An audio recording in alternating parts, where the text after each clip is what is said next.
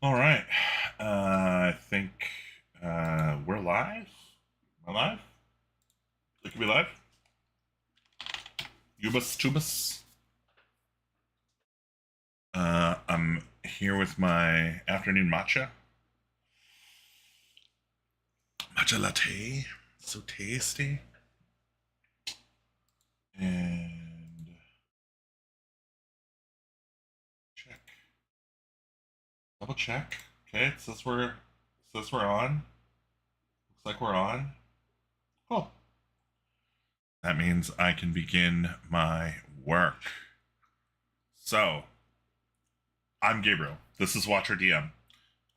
You should like and subscribe and do stuff or whatever. I'm going to be prepping D&D, kinda. So, A2, Secret of the Slavers Stockade, is the second module in the series of adventures we're playing / running from the Advanced Dungeons & Dragons set. We are doing it using old school essentials, advanced fantasy, and I'm up to bat. It's my turn to DM, so I'm doing A2, and then I think Austin Holm is doing A3, and then I'm coming back to do A4. So, with that said, the actual PDF for A2 is a nightmare, and if I was trying to run the adventure from this nightmare, it was going to be a bad time. So, my efforts for the last 6 episodes of this or whatever, and on, I think, for another 6-ish, I think, is to go through and condense the useful information. So this is the hill fort, which is the first section, and like you can see kind of how I've got this broken down into collapsible, really brief, try to be terse, just get the information I need. I can improvise most of the descriptions that I need and do that sort of thing instead of reading this read aloud text. And most importantly, I think, like within this document, I can link, I can search, I can do stuff. Whereas the thing you get from Drive-Thru RPG is it's like a picture. It's like a scan of like a picture. There's no OCR on it at all. And so it's a bad document for doing any kind of digital management. So that's the effort. That's the plan. I am deep in the bowels of the dungeon level. So we have finished the hill fort. You can see parts of that. I kind of started before I decided I was going to stream this. So, whatever. I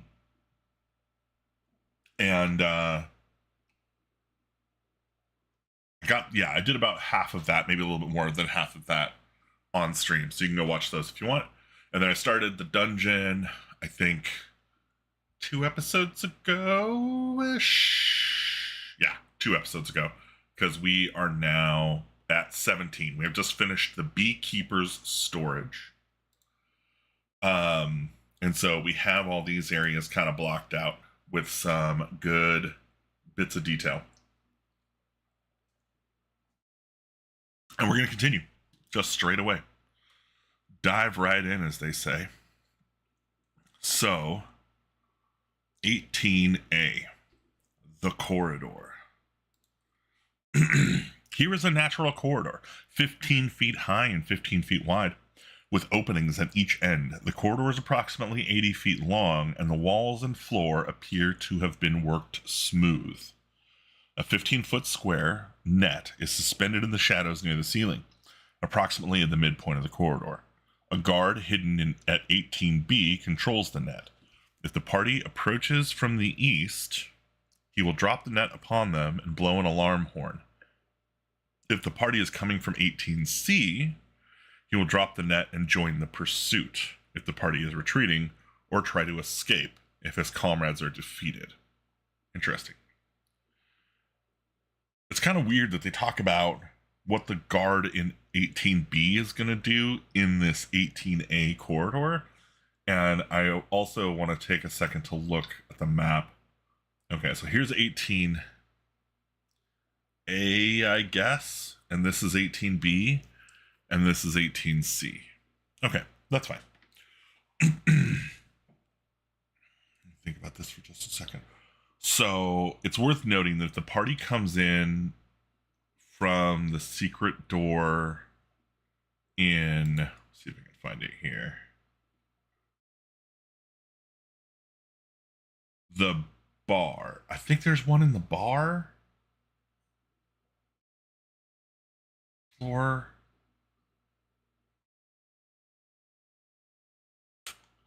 Or like in the kitchen, I think. Maybe this is his bedroom, though. I think it's actually his bedroom. There's two entrances to this dungeon, and one of them goes to 20. So it's possible for the PCs to come down here. And the other is that they come down here. Oh, right. This one is just straight up stairs. I remember. It's these stairs right here. So if the party goes across here to 38C or whatever and goes down these stairs, they'll end up going through kind of the long way of the dungeon. But if they go into 39 and go through the floor, the trapdoor in the floor that's hidden, they can get into this area here. And if they come into this area, this 20 here, I kind of want to know what's going on with 20, because this is Icar's entrance. So we're going to read ahead a little bit since it's on the list of stuff we're going to do. And I kind of want to understand how this works if they come out from that way. The center of the ceiling of this small room is a shaft opening. An iron ladder leads from the door to the room up into the shaft and is bolted to the shaft wall. This ladder leads up 40 feet to Icar's private quarters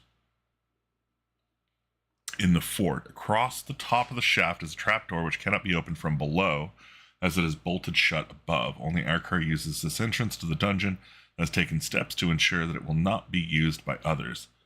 The top two rungs have had their far edge sharpened razor keen and smeared with sleeping drugs. Oh my god.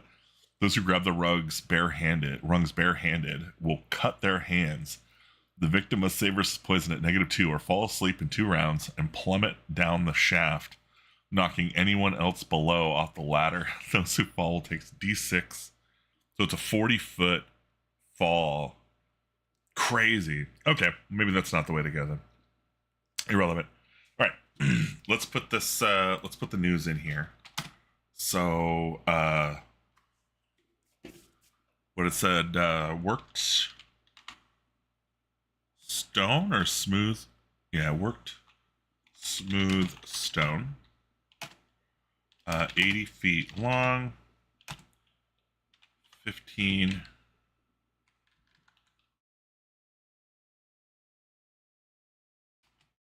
high, 15 wide.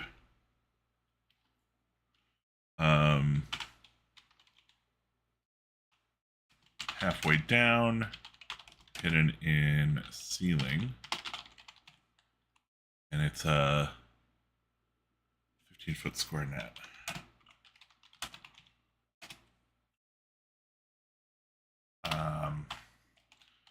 Controlled from 18B.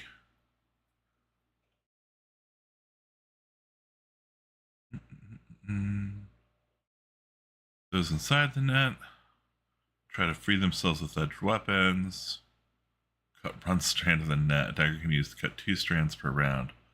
4 strands must be cut to free a character. Wow, they really had some noodly rules for this. Okay. I don't hate that. And thus, yeah, it's fine. And controlled from 18B. Must cut 4 strands of net to escape. AC 9.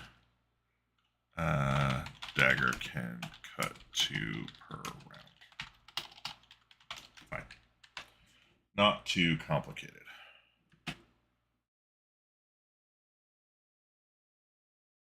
All right. 18B, the guard outpost.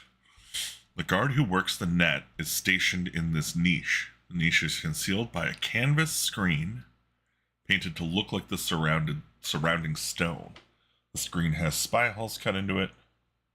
Those searching the area with infravision in the dark will see an apparent opening in the corridor here.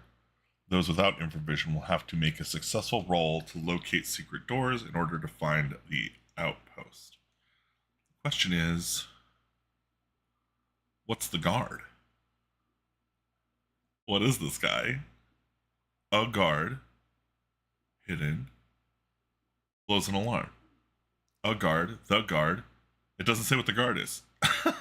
So what is he? The hobgoblin? Goblins? What do you think? Let's make him a hobgoblin. Yeah.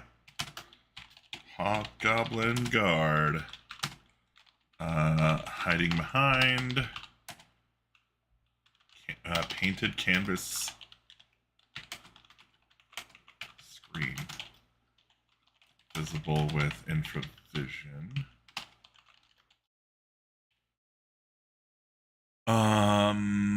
Yeah, I think screen visible with infravision. Drops net and will blow alarm horn. What was it like? If they approach from the east, he drops the net and blows the alarm horn. If intruders approach from east, drops net and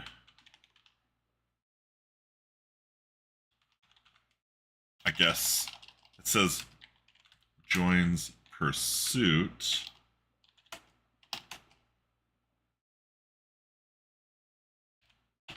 If, okay, party retreats, intruders retreat. I guess he always drops net.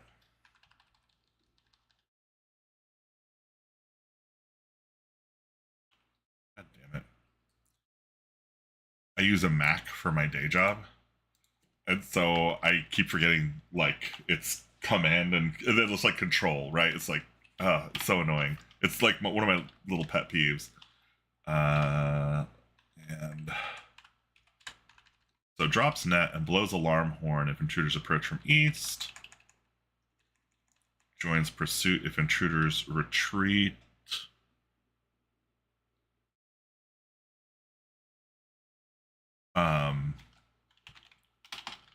Approaching from 18C. And then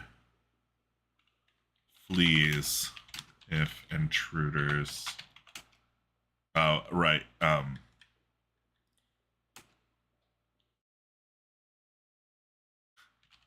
If comrades are defeated, intruders approaching from 18C. Okay. Cool. Locked, loaded. What's next? 18C, Elite Goblin Barracks. Let's get a little matcha sip. How are we doing? 4:30? 13 minutes in. Oh, by the way, reason I started streaming early tonight, I've got game tonight. We're playtesting Blood Prairie, our vampire western that you should totally check out. It's interesting. There's a blog post about our playtest like last time. So yeah, I'm gonna be playtesting that at like 5:30 Pacific because I'm in the Pacific time. So I have to do this before I get to do that because I'm also hanging out with my partner after game. So I've run out of time. I had to leave work early to come do the thing. It's over here. All right. Elite Goblin Barracks. If the goblins here have any warning of the party's presence, they will attack before the party reaches the barracks. There are 9 goblins. So 9 elite goblins. Armed with halberd +1. That's pretty cool. The goblins have 9 wargs. That uses mounts and guards. Cool. If the goblins are warned of intruders from the east, they will mount their wargs and charge down the corridor on the round following the net dropping. They will charge in 3 ranks of 3. Okay, I don't know how vital that is.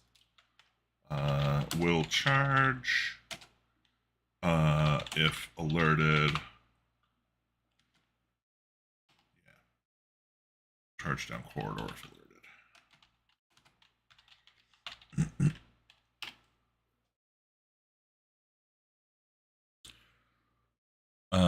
In a charge, lances do 2d6 points of damage. That's super funny. They get into a whole thing about how lances work. As the first rank clears the party, a second rank will charge, while the first rank dismounts and attacks from the rear. The third rank is used as a reserve. All attackers are coordinated by the goblin leader, who will avoid combat until the party is surrounded. The wargs will attack any characters not caught in the net, while the goblins will concentrate on attacking those in the net. +4 to hit, and the characters are not allowed dexterity adjustments to their armor class. Woof. If attacked from the north, the goblins will send the wargs to attack first, then join in the battle when the party is weakened. Oh, interesting. So if the party comes in from 21 or 19 maybe, when the party reaches the barracks, read the following description. Let's see what it says. The room is a spacious natural chamber, approximately 70 feet in diameter and 25 feet high. Inside are tables, chairs, and sleeping mats. Boxes of food of suspicious origin are scattered around the room, as are barrels of water. Weapons, bows, and quivers of arrows are hanging on the walls. If the weapons are examined, the party will find a black, rune-encrusted arrow in one of the quivers. It is an arrow of bow breaking, and will break any normal bow it is used in. Magic bows get a saving throw of 10% per plus. That's cute. In a thorough search of the room, the party will also find 130 gold pieces and an agate worth 10 gold pieces. On the leader's body, there is a ring with 2 keys that open portcullis to the kennels. Looking at the kennels here. Okay, so the ward kennels are 19. There's a portcullis there. Got it. If the bodies of the goblins are searched, the party will find a pouch of foul-smelling herbs on each corpse. These pouches are used to warn the 2 watch wargs at 21 that the bearers are friendly. Oh, cool. Okay. So that 21 tunnel is guarded as well by watch wargs. That's pretty cool.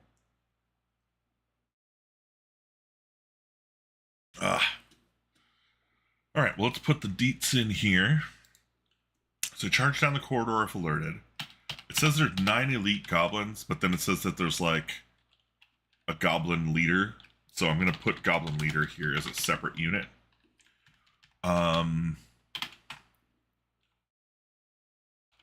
Smelly herb bag. Signals ally to wargs in 21.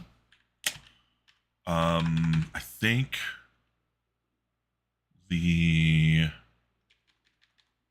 in addition to all this stuff, there is weapons, bows, and quivers of arrows hang on walls.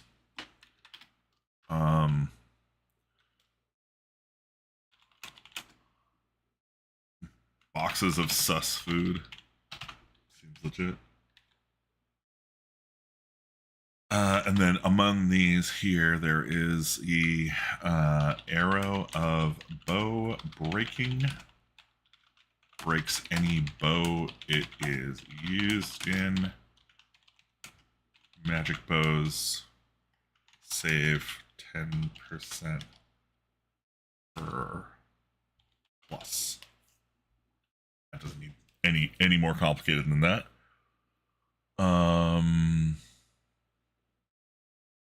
I think these guys here, I'm also going to mark that they use lance charging tactics.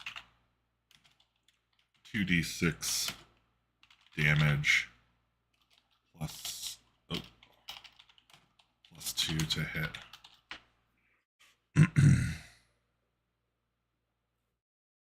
Yeah, plus 4 for people caught in the net. I feel like they keep rewriting the rules for how nets and stuff work. Like every couple of paragraphs are like, and this net it does +2 armor class. This net over here does +4. It's like, it's really noodly. Very, very noodly. If alerted, it's fine. Hanging on the walls. Cool. Cool. Elite Goblin Barracks. Easy. Done. And you notice I didn't describe any of the dimension stuff, like, oh, it's 25 feet high. Like, I guess I could put the, I should put the, oops, get rid of that. I almost always put if there are tables, let's see, chairs, and sleeping mats. And the only reason I put that in is because, like, it's stuff that's in the room. But, like, the actual dimensions of the room, I should be able to get from the map. So, how that works. All right, 19, Warg Kennel. Let's see. Also, let's track how far we're going here. So 1, 2, 3. This is 4. Warg Kennel. The entrance to this natural tunnel is barred by a locked portcullis. From beyond comes a foul odor, and the party hears a bestial growl. That reminds me, this nerd, I think the goblin boss? Goblin leader, where is he? Goblins have 9 wargs, he uses mountain guards. 3rd rank is used as a result of all attacks coordinated by the goblin leader, who will avoid combat with part of the... Okay, the wargs will attack any character not caught in the net. Where is it? There was a whole thing in here about he has 2 keys. On the leader's body, there's a ring with 2 keys. Okay. So he has ring with 2 keys for portcullis to 19. Pretty sure. Yeah, that's fine. Can't forget the portcullis keys.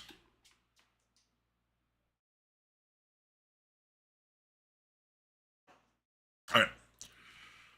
The portcullis is locked by a chain and large padlock. The leader of the goblin guards in room 18C has the keys. This portcullis is raised by a rope and pulley, and the end of the rope is wrapped around 2 spikes driven into the wall on the left side. Beyond the portcullis is a natural cavern with several 3-foot tall niches cut in the wall at floor level. There are dog droppings and hair about the floor, as well as several bare, dried bones. This is the warg kennel where the various wargs and their mates are kept. At present, there are only 4 female wargs and 7 cubs who will not fight in the kennels. If the intruders are carrying the scent bags from 18C, they can be accepted as friends. Otherwise, the females will attack and fight to the death to protect their cubs. There's nothing of value in the chamber, but there are several tooth-worn strips of leather that were once belts. One strip still has a dirt-encrusted brass buckle attached. What are we talking about here? There's another passage out of the cavern on the opposite side. This too is barred by a locked portcullis, similar in detail to the other. The northern passage is used to reach the tunnel exit from the dungeon. All right, cool. So, portcullis is locked. Key in 18C. 4 female warg and 7 warg pups. Won't fight.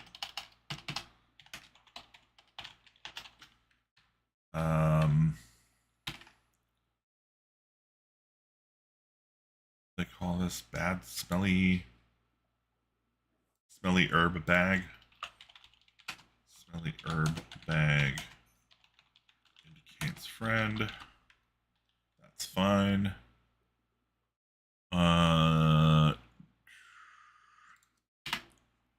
guess if there's several, you know, there's probably like 9 3-foot high niches carved into natural stone cave. Fine.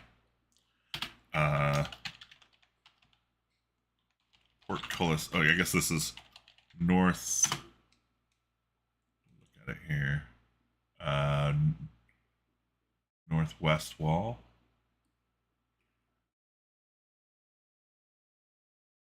Northwest.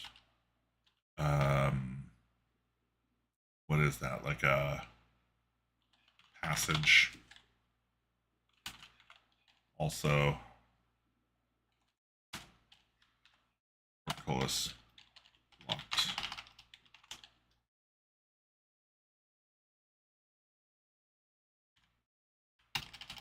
And this will be southeast.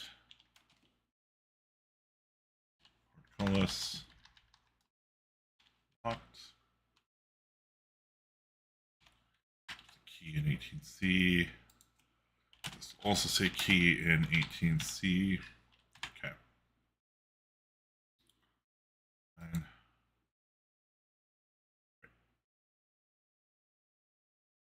All right, we are at 20. I think that puts us at 1, 2, 3, 4. Okay, we're on our 5th one. In the center of the ceiling, it's a small shaft. The shaft is, sorry. In the center of the ceiling of this small room is a shaft opening. An iron ladder leads from the floor to the room, the floor of the room, up into the shaft, and is bolted to the shaft wall. Okay, so iron ladder, 40 feet up.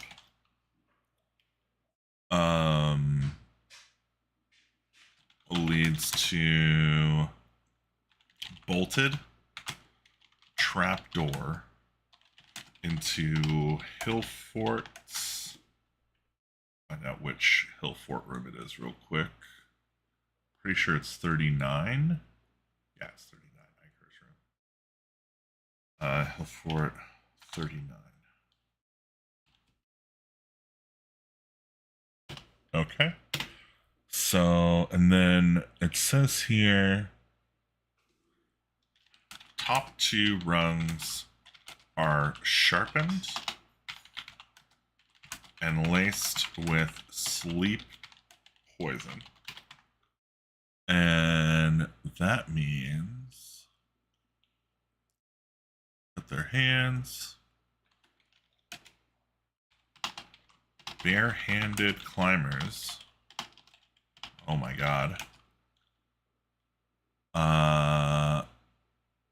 save versus poison -2, or fall asleep in 2 rounds and plummet.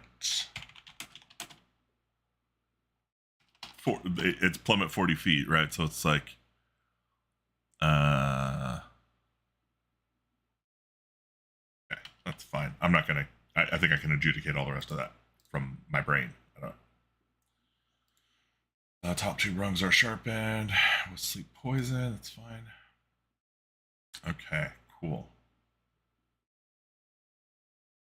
And I think that's it for 20. So we're on to room, or 6th room of the day. Watch Warg Post. As the party approaches the intersection of the corridor, there's suddenly a fearsome growl, and 2 enormous wolf shapes rise from the shadows, one to either side, and move forward. Okay. These 2 wargs are chained to the back walls of their alcoves so that they cannot enter the hallway. Interesting. If the characters have picked up the scent bags from the dead goblins in room 18, the wargs will sniff at the intruders and then sit back on their haunches and watch. If the characters are not carrying the scent pouches, the 2 wargs will set up a mighty howling that will alert Marquesa and her guards in room 22 that intruders are here. There's a secret door at the back of the east alcove. Right, that's this. And that leads to Ikar's entrance. This door is opened by lifting up on the chain anchor ring in the wall and pulling out. On the other side, the secret door is opened by a hatch, which is pulled up. Oh, right. I see. This passage is often used by Ikar, commander of the fort troops, and the wargs are friendly with him because he often tosses them scraps of meat. If the character coming through the secret door is not Ikar, the warg in this alcove will attack, leaping for the intruder's throat. Sounds good. Let's put that in here. 2 wargs chained to alcoves in east and west.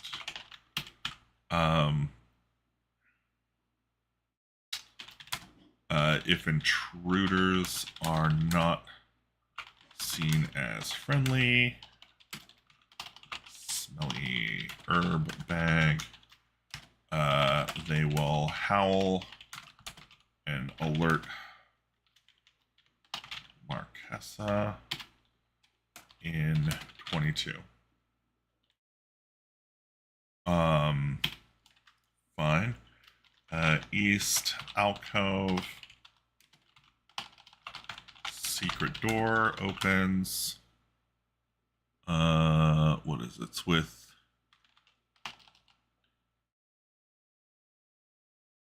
opens by lifting chain anchor.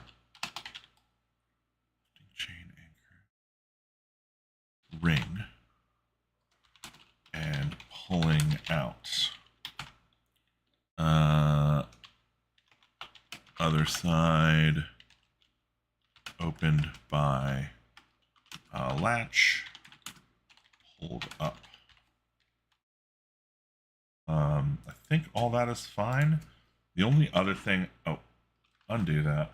Undo that. It's fine. Everything's fine. I think the other thing I want to mention here is might be bribable with meat. Seems like if Ikar's doing it, maybe they're hungry. Could work. All right, that was 6. Let's get on to 7 here. Oh crap! I'm missing a bunch of messages here. Let me check something real quick. Price for Doom Desert. And big updates in the large file. I don't know. Do that right now.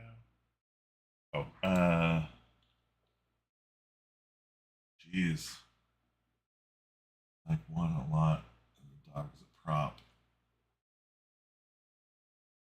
Yeah. Put them in main chat. Yes. One is pretty strong. I think I prefer 2 though. Can we sketch a dog into that?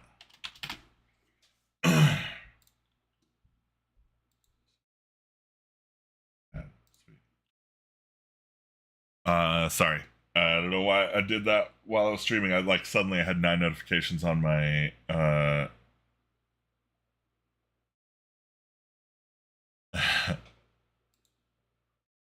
9 notifications in my Discord that I was like, oh my god, what the hell is happening?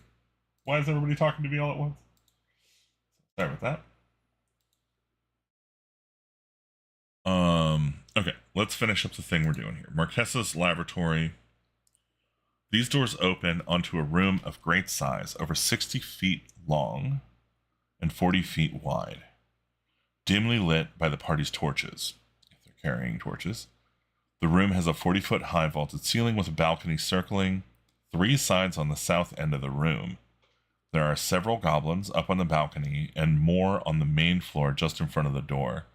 This chamber appears to be a large workroom for an alchemist or a physician, as there are many beakers, flasks, and retorts on the various tables, the bookshelves and benches about the room. To either side of the south doors is a stuffed owl on a pedestal.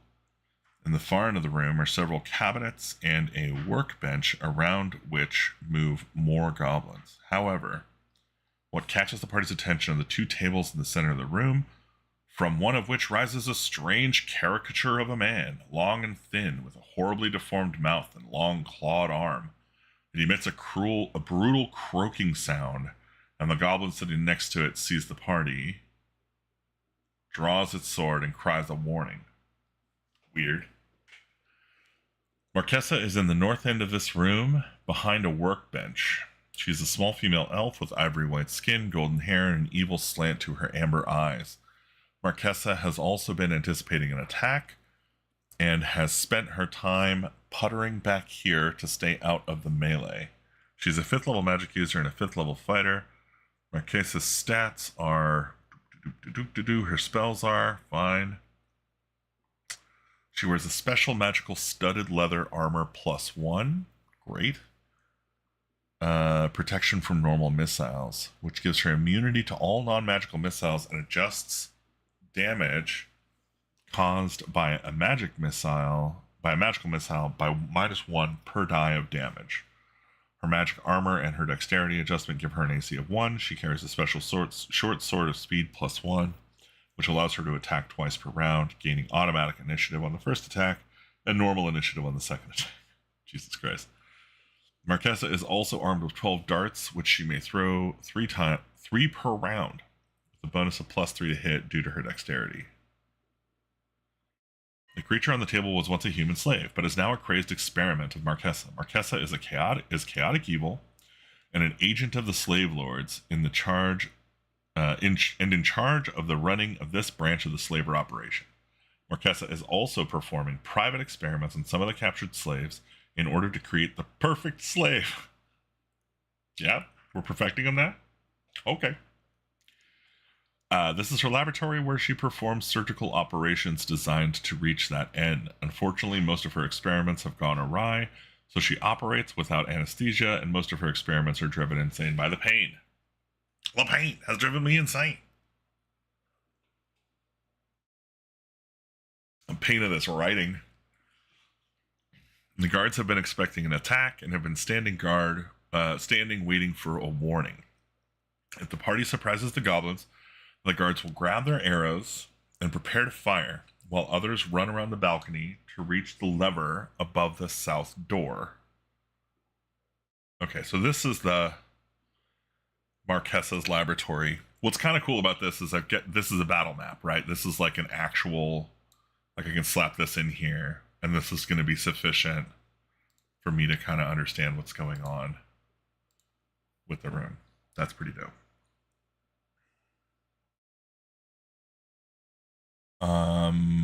Shoot, where was I? Lever of the south door. If Marquesa is surprised, she will duck behind the workbench and cast a protection from good spell on herself. This spell will raise her AC to -1 and give her a +2 adjustment to all saves. Then she will cast Shocking Grasp on herself in the eventuality that she will need to melee with someone. This spell will go off the first time she strikes someone with her hands. If Marquesa is not surprised and has been warned by the watchwargs, she will already have cast these spells and be awaiting the confrontation. If the watchwargs have had a chance to howl their warning, the goblins will already have reached their positions, and Marquesa will have cast her spells on herself. Cool. Marquesa will attempt to avoid melee for as long as possible, throwing... Jesus Christ. It's all just strats for Marquesa, which is like, okay, but, you know, I think I can figure out how to run a spellcaster, man. Give me the stat block and let me cook. Aid in the running of the battle map of the room has been included in the back of this booklet. It shows the starting locations of the monsters. Okay, yeah, so I got that. That's good. I'm gonna run this one with minis. So I've got 1, 2, 3, 4, 5, 6, 7, 8, 9, 10, 11, 12, 13 goblins. I think the L is Marquesa. She's at the back, right? And then I think on the table is this weird, the mutant or whatever. Then there's these 2 O's. I'm not sure what these are.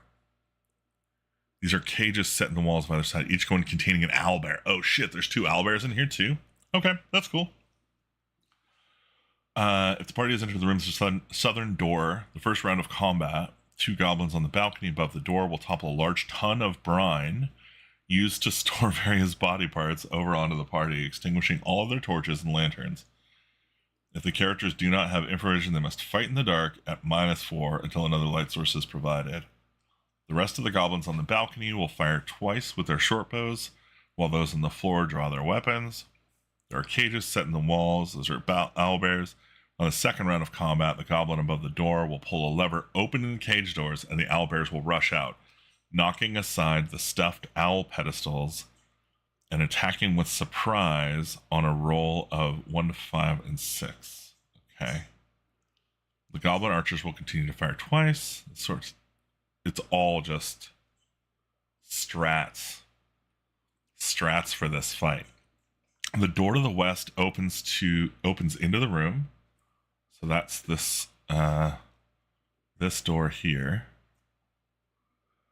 If the party enters the lab from the west, the door will conceal Marquesa long enough for her to hide behind the workbench. Okay, that's fine. The goblin guards will spot the party and shout intruders, and Marquesa will hurl her flask to blind the party. The battle will then proceed as described. Okay, so I just want to get my head around how do they get to the west side of this thing? This 22's here. Okay, there's the entrance from that. Okay, so actually pretty possible. So if the party finds the way into the alchemist's stuff and kind of comes through from behind, they could get there. If they go through 19, right, if they go through the warg chambers here and come up this way, they could get there and not trip this. And really kind of the only way, yeah, so if they come through here, they're kind of the most likely to trip the alarms.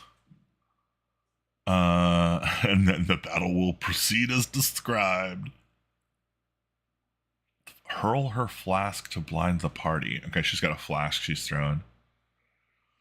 The goblins will continue to fire for one more round, exhausting their arrow supply. Those in the balcony will then swing down to the floor on ropes and join their brothers in melee with short swords. The goblins will have been directed to fire at and attack those characters who start to talk in battle, these presumably being the leaders or spellcasters. The owlbears will always attack the closest target or the most powerful fighter. Neither the goblins nor the owlbears will surrender. The room has many shelves and cabinets of various types of equipment used by Marquesa. There are canisters, decanters, flasks of various herbs and compounds. There are tables full of glassware and different knives, needles, and threads she uses. None of these items should be of particular value to a party, but on the open market to an alchemist, they have a total value of 5,000 gold pieces. Items the party might be interested in are the flask of smoke, to be thrown by Marquesa, and a quart of acid in a thick glass decanter.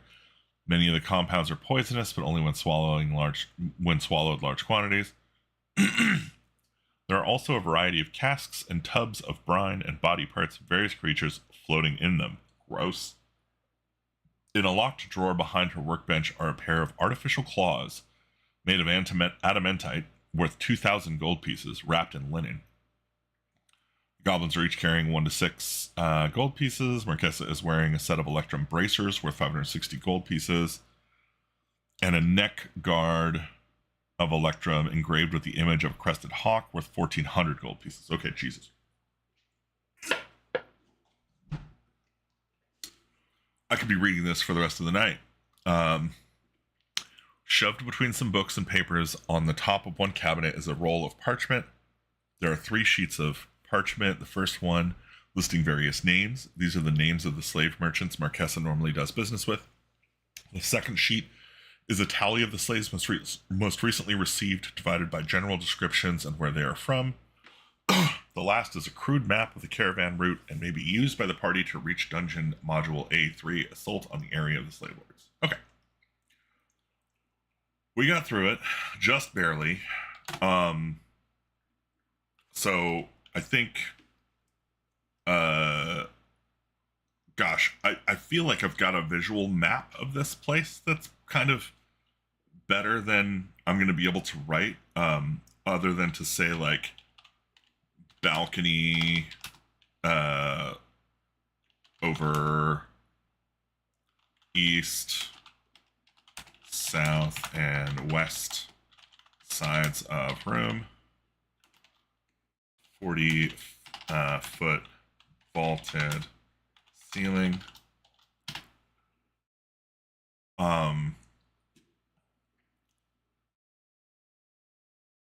Did it even say?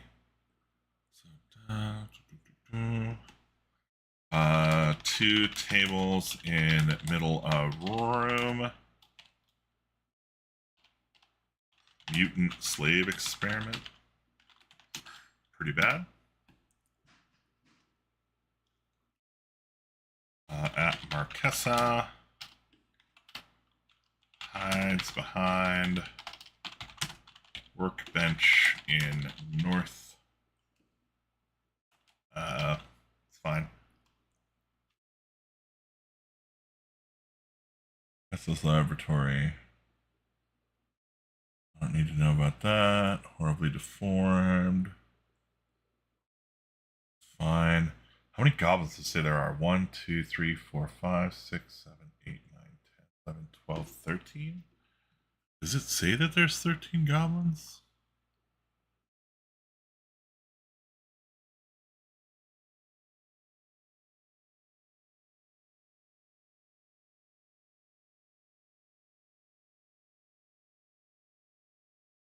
That's what her stat block is. It says that there are 13 elite goblin guards here. Okay, cool. Yeah, so let's just go ahead and say 13 elite goblin guards. And then like 2 owlbears in cages.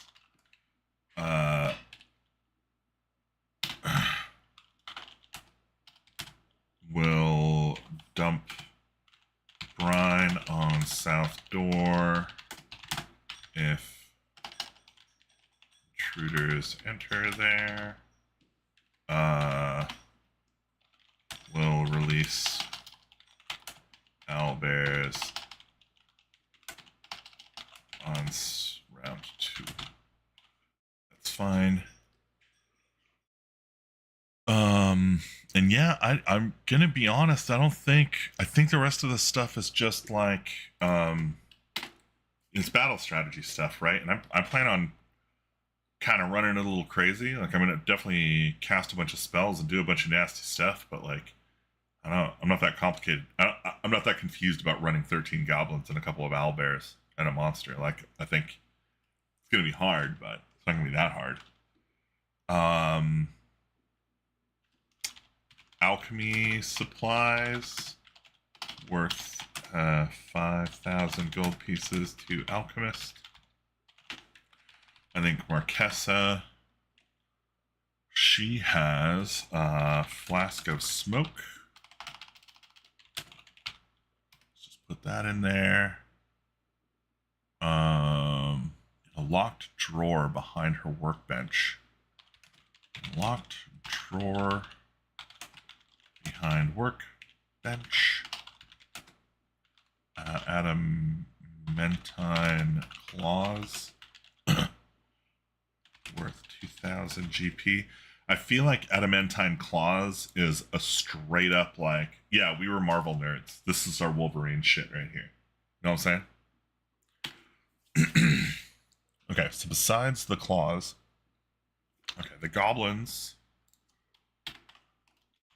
each carry 1d6 gold pieces. That's fine.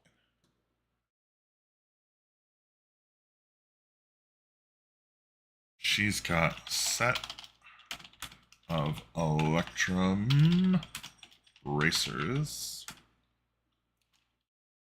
worth 560 gold pieces. Pardon me.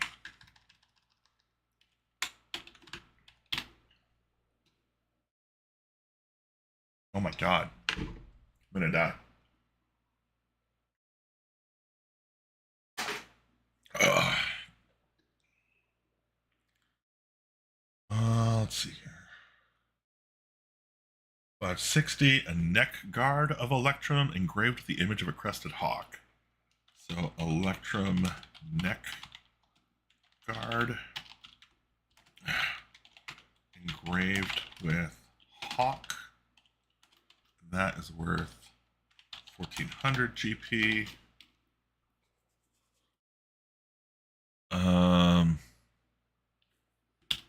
Okay, and then I think down here I'm just gonna put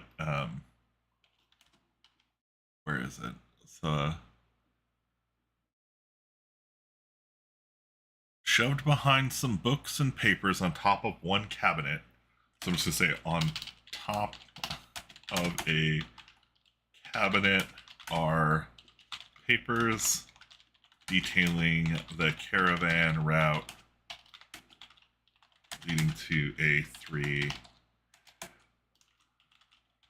Assault on the area of the slave lords. Great. Okay. Man. Brutal. Absolutely brutal. We got through it though. Let's do mess hall. This room is a large dining room. There are 2 long tables with rows of benches set on either side of each. Across the room is another door. The room appears to be empty. The room is the mess hall for all the goblin troops guarding the dungeon. The tables are stained and dried remains of food cover their tops. The tables and benches are worn and beat up. There's nothing of value here. Okay, cool. 2 long tables, rows of benches, filthy goblin dining hall. Done. Next room. Okay, cool. Let's just count up real quick. We're at 1, 2, 3, 4, 5, 6, 7, 8. This is room 9. So room 9 is the kitchen. This room is a kitchen with several tables and a chopping block in the room. On the south side of the room is a cooking fireplace, and 2 fresh carcasses are hung on the hooks to the left of it. The room is occupied by a human cook and 2 goblin assistants working over a huge pot of stew. The cook is incredibly ugly and has a horrid, snaggle-toothed smirk on his face. I feel like I should actually just change that and just make him, like, devilishly good-looking. Like, you don't have to be a hideous monster to be cooking food for goblins, right? Like, feels judgy. As an ugly man myself, I find this writing offensive. All right. When the party enters the kitchen, the cook will berate the party for showing up early for their meal. I like that. His assistants will then dump some sour stew in bowls and try to serve the party the stew and moldy bread. If the party eats, have each roll their constitution or less on a d20, and if they fail, they'll become ill for 2 turns. The cook is an old army veteran and is chaotic neutral. He is touchy about criticism and will throw a cleaver, treated as a hand axe, at anyone who protests the quality of the food. If seriously threatened, he and his goblin assistants will run away, screaming that the mercenaries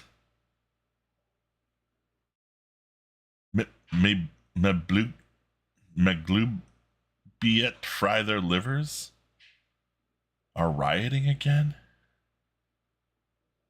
Fry their livers? I don't know what are we doing? Maglubiet? Fry their livers? I'm searching this. I've never heard of this. I don't know what this is. Maglubiet fry their livers? Yeah, here we go. So I'm having problems understanding if he actually did anything. It's the poor description. So I'll go into detail.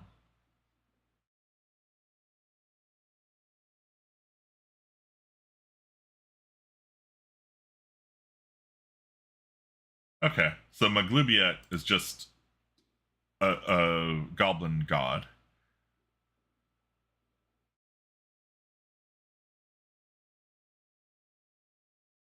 Okay, so screaming that the mercenaries are rioting again, I think, is what I see. Okay, it's a curse. The mercenaries are rioting again. Okay, that makes sense. If seriously threatened. Right. Okay, so fine. Human, cook, and 2 goblin assistants. Assistants. I think, doesn't it says several tables and a chopping block in the room. So 3 tables and a chopping block.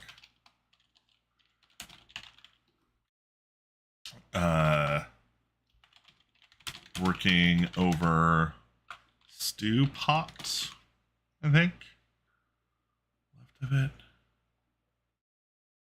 The south side of the room is a cooking fire, so we'll go south wall, cooking fire. 2 fresh carcasses beside. It says carcasses of what, though? It doesn't really say. A slightly concerning. Cook is incredibly ugly as a horrible. Okay, that's fine. I'm not even gonna bother. Okay, working. Goblins working. Oops. Back. What are we doing? What happened here?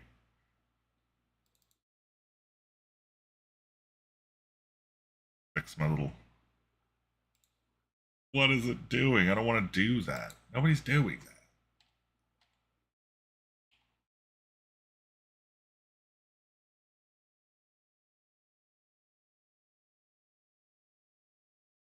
that. Okay. My Notion got borked. I hit something on my keyboard and now my Notion got borked. I'm going to close it and restart it and hope it isn't worse. No! What is happening here?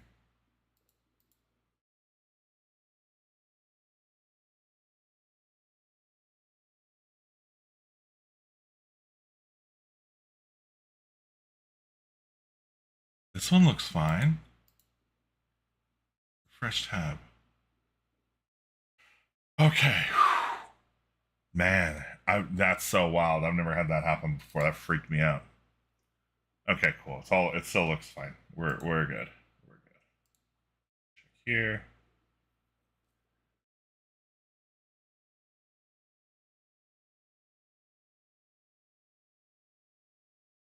Okay, so the goblins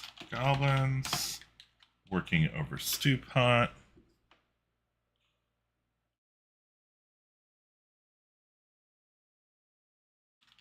Cook berates intruders for showing up early for meal.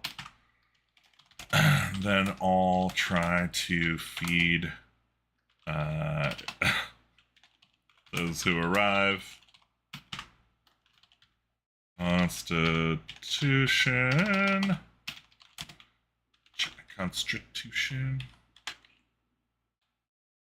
Check or be ill for 2 turns. Which is great because it fully doesn't actually say what being ill does.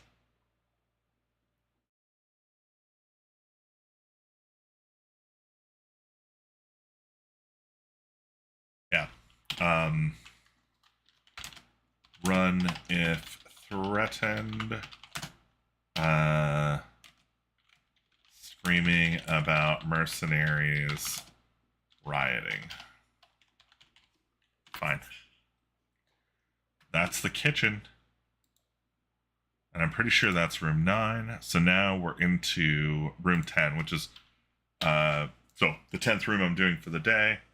And we're just going to call it after this one because I got to get ready for my game. Specialists' quarters. So I don't think I'm going to get into... Oh, maybe I can. Let's see what we can get through. This area houses the various specialists Marquesa employs to help run this operation. 2 goblins stand guard outside the main door to this area. They are armed with military picks. 1 goblin carries a horn at his belt and will sound the alarm if there's trouble or they hear an alarm from elsewhere. Okay, great. So, 2 goblins Oh my god. Come on. Guard doors to this area.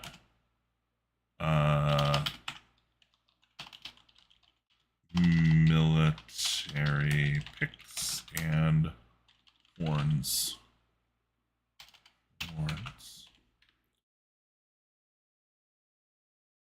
Oh, yeah, that's fine. I guess only one goblin has a horn. Whatever. That's all fine. Let's look at these engineering quarters. The door to this room is locked and no sound is heard from beyond. Okay, so this one is locked door. If the party enters the room, they hear the sound of a small bell.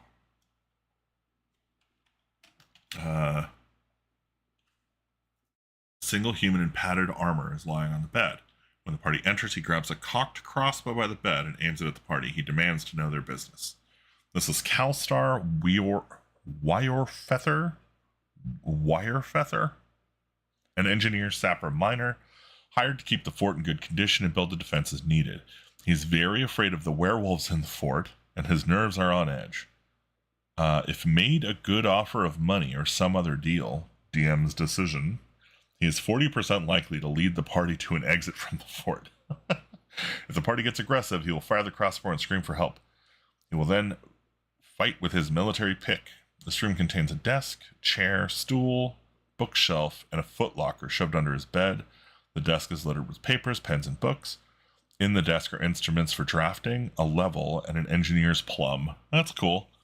On the shelves are reference books and plans for a siege tower and the counterweight system for the sliding secret door. Sliding secret door, you say? What sliding secret door? What did I miss one? Beside the bed on the stool, he has a silver dagger worth 25 gold pieces and 20 silver-headed crossbow bolts worth 1 gold piece each. The footlocker holds clothing and a small coffer. In the coffer, the engineer has 220 gold pieces and a potion of curing lycanthropy. This potion contains belladonna and has a 5% chance of poisoning anyone who drinks it. There's a 45% chance of curing lycanthropy if drunk within an hour of contracting the disease.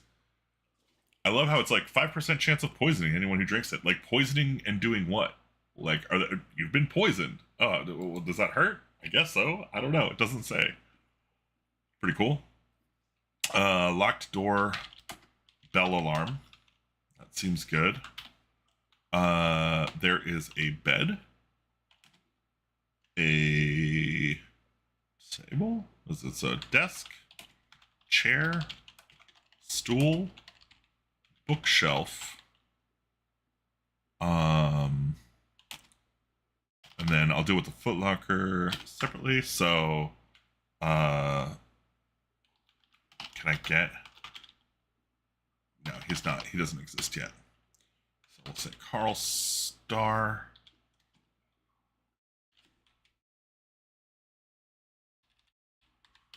Carl Star. Oh my god. No. I did it again. I ruined it. Fresh tab. I figured out what it was I hit. I hit the page up and page down. Just wrecked this app. That was terrible. That was so bad. Okay. So, Wirefether is laying on bed. Footlocker under bed.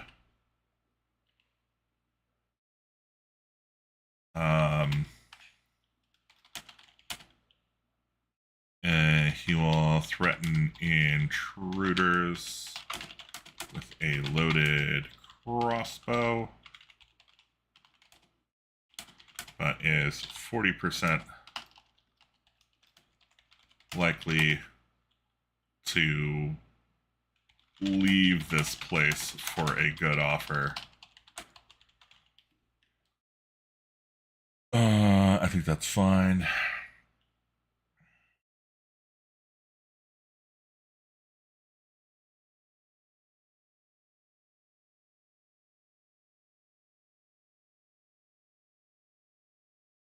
I'm not going to write about the rest of that stuff. Beside the bed and the stool. On the shelves or reference stuff. So a Foot Locker. Oh, right, the Foot Locker. Okay, cool. So Foot Locker under the bed. Coffer inside. In the coffer is 220 gold pieces. Potion of Curing. Lycanthropy. And that's what it's going to be. It's not going to be also a poison that also only has a chance of curing lycanthropy. Rude. Fucking rude. On stool. By bed.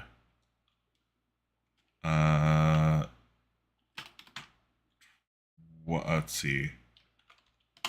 Silver dagger worth 25 gold pieces and 20 silver bolts, 1 GP each. Fine. Yeah, and I think that is all we need. I think that's really all we need for this room. Nothing else too interesting here. So that does it. I think I've done a little over an hour. We're a little over an hour, 65 minutes. That's a pretty good time. We've got 10 rooms plus a little bit extra. And we got through the big chunky room, the Marquesas laboratory fight, which is going to be crazy. I'm really looking forward to running that fight, actually. But hey, thanks for joining me. If you joined me, if you're watching this later, thanks for watching. Click like, subscribe, bells and stuff. Also, you can go to watcherdm.com if you want to pick up any of our adventures. Or you can go to itch.io or DriveThruRPG. Everything's on sale right now, so you get like 50% off anything we've made. We've made a bunch of games. We made a bunch of 5e adventures. We've made a bunch of old school adventures, so like Shadow Dark and Knave and some pretty cool stuff. I hope you like it. If you do, you can support us basically any way you want. You should join our mailing list. It's going out tomorrow. And geez, I think that's it. I don't know. There's probably more stuff I'm supposed to say, but it's like I got 5 minutes to go, and I gotta get ready for game. So thanks for playing.